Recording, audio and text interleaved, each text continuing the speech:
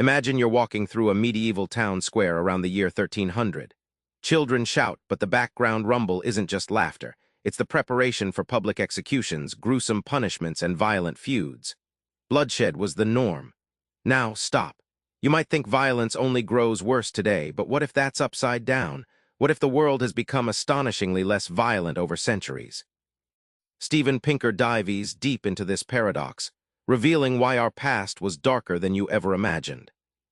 So how do we even measure violence through history's fog? And why is it actually shrinking? Buckle up, because the story isn't just numbers. It's a surprise journey through bloody battles and peaceful breakthroughs. Take the Middle Ages. Public executions weren't hidden affairs. In Paris, crowds gathered around the place to grieve to watch tortures and beheadings. This gruesome public theater enforced order through fear. Pinker describes such rituals as society's early, brutal way of saying, stay in line or else. Imagine watching that on your lunch break. Violence was entertainment and law enforcement at once. As countries evolved, a fundamental shift happened. The Leviathan rose. Imagine a giant octopus whose tentacles crush small gangs.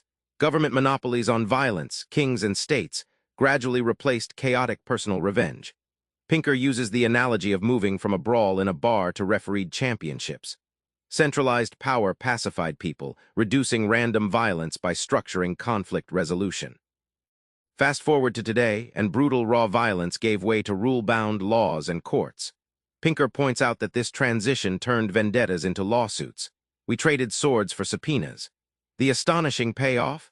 Over centuries, homicide and war deaths per capita dropped dramatically, breaking what seemed like a permanent bloody cycle.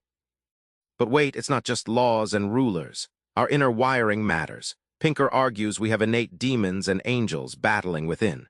The intriguing bit? Our better angels, empathy, self-control, have been winning, transforming how we treat each other.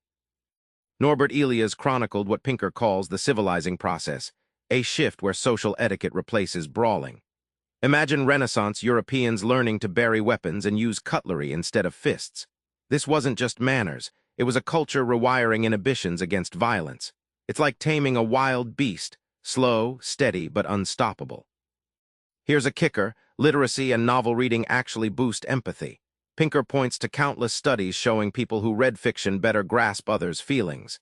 Reading puts you inside another's mind, sparking that better angel. Think of novels as empathy gym sessions, gently training us to care beyond our immediate circles. And these better angels paved the road for human rights. The moral circle, the group whose rights we respect, expanded from family to tribe, to nation, to all humanity. Slavery became taboo and genocide unthinkable for many. Pinker shows this isn't just idealism but a hard-won societal transformation, a drastic reduction in tolerated violence. You've heard the news, violence everywhere, right? But Pinker flips that script with data. Understanding the why and how matters because it shapes if that trend continues or reverses in our chaotic world. Despite a non-stop flood of stories about terrorism, crime, and war, Pinker shows actual violence rates are dropping. Why the disconnect? Media trades in drama and fear. It's clickbait for survival instincts. It's like living in a house where the smoke alarm always screams, even when there's no fire. This bias keeps us scared of a past we mostly left behind. The cool part? Complex societies with trade networks and democratic governance have powerful incentives to avoid violence. Pinker explains it like this: when you depend on your neighbor's goods or votes, punching them becomes self-defeating. Economics and politics basically buy peace through mutual interest, lowering our tribal war drums. Lastly, the roots of progress lie in Enlightenment ideas, reason, science, humanism, that empower those better angels. These values challenge barbarity and superstition, lighting a path toward further decline in violence. Pinker's message: the future isn't set in stone. It depends on nurturing these ideals, keeping that flame alive to outshine our darker impulses. Back in that medieval square, the screams of steel and fire echo no more.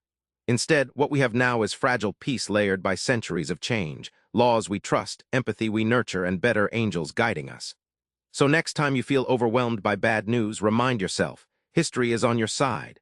Try this: read a novel, see the world through someone else's eyes, and fuel your own better angels. Subscribe for more book summaries like this one.